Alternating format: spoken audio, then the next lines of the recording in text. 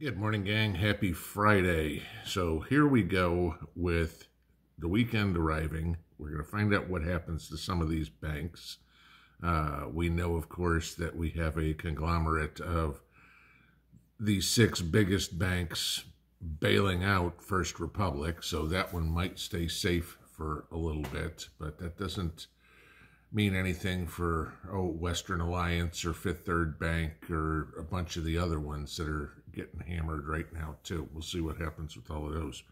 But the big news in the financial world, in the economic world, and the banking world is what the Federal Reserve announced yesterday, and that is they are going to roll out their FedNow program in July.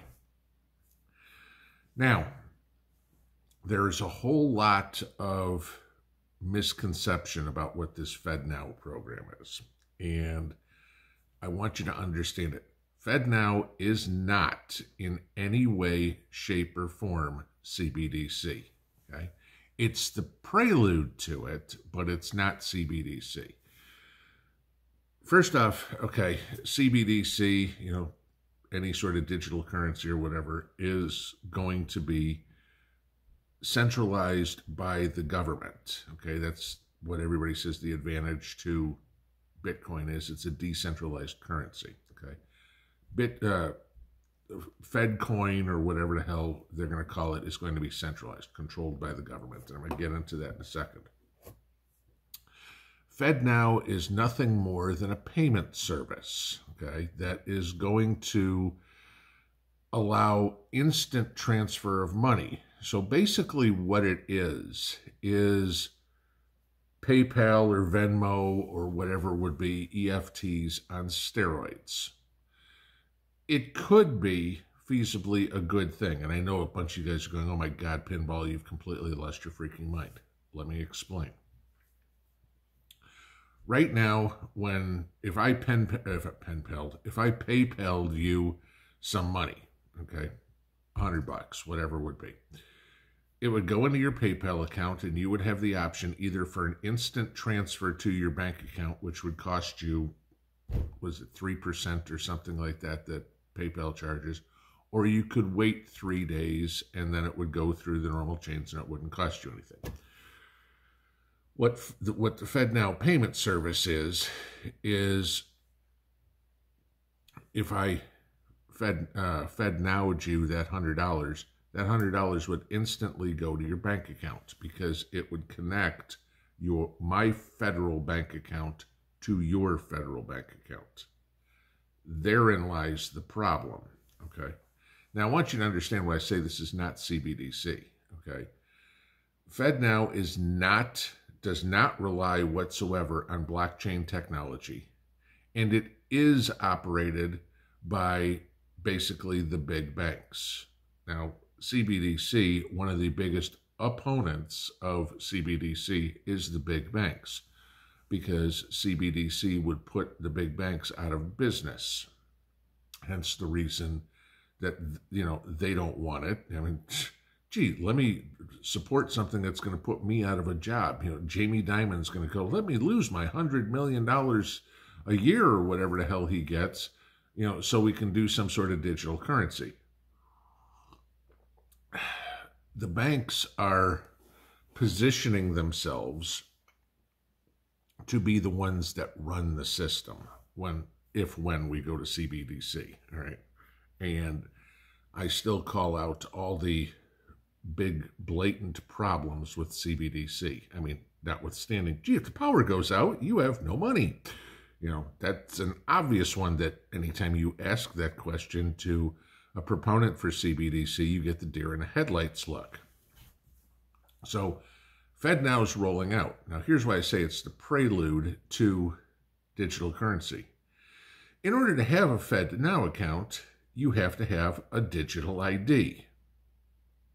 Now, I want you to think about this for a second.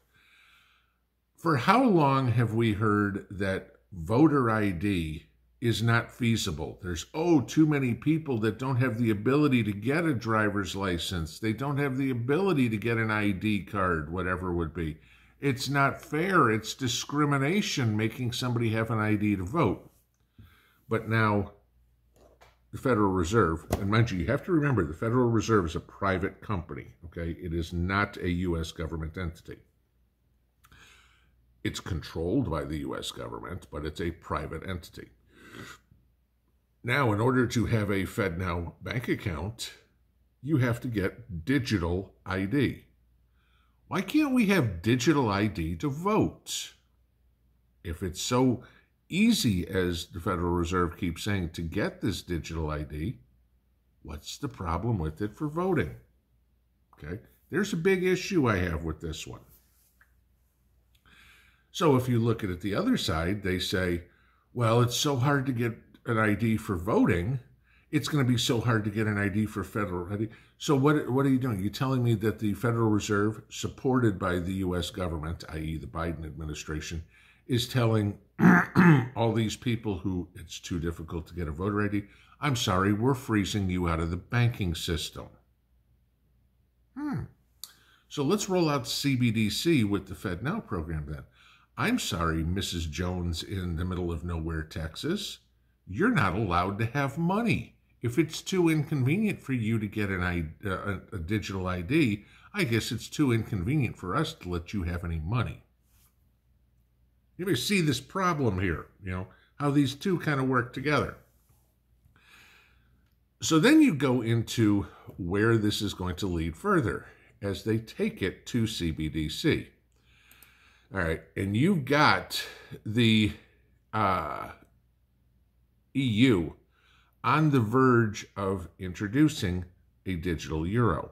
Okay, mind you, the euro is used in 20 countries in Europe. Okay, it's a major currency in the world. It's everything that ties Europe together, because God knows it ain't borders. God knows it's not language. God knows it's not culture, but gee, they all manage to use the same money. And look how well that's turned out over the last 20 plus, near 30 years. It's been a mess, right? Well, the EU, and they were talking about this yesterday, okay? The ECB, the European Central Bank, is considering rolling this out. And this is coming from Sarah Polorovic, who is the executive director of the Digital Euro Association, okay? And she was talking yesterday about negative interest rates, okay? And the ECB loves the idea of negative interest rates. I'm going to give you what the idea is here. If you have a negative interest rate of, say, 10%, that means 10% of your money disappears each year, okay? Expires, as we've all talked about that. You have to pay 10% to keep your account. I'm sorry, any bank that tells me that I have to pay them to pay them to use my money, okay? No, I'm sorry. I'll pay me to not I won't pay anybody, and I'll keep my money myself, all right?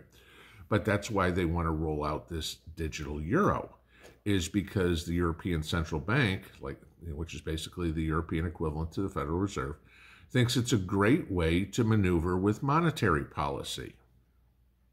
Oh, what's Jerome Powell trying to do? Well, we want to kill a bunch of dollars, right? We want to bring inflation down. It's the easiest way to do it. Inflation's a supply-demand issue.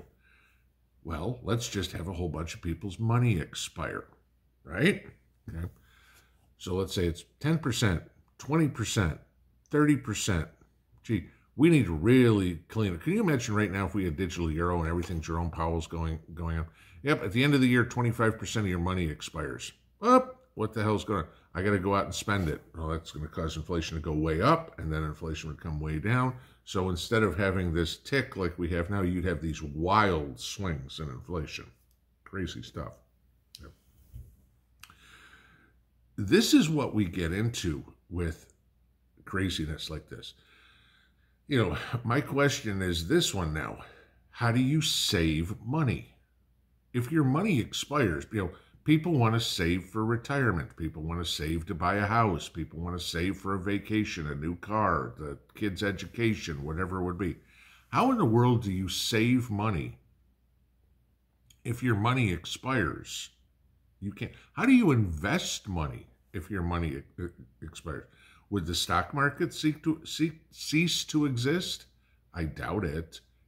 So everybody would be forced into some sort of investment, which then brings this up.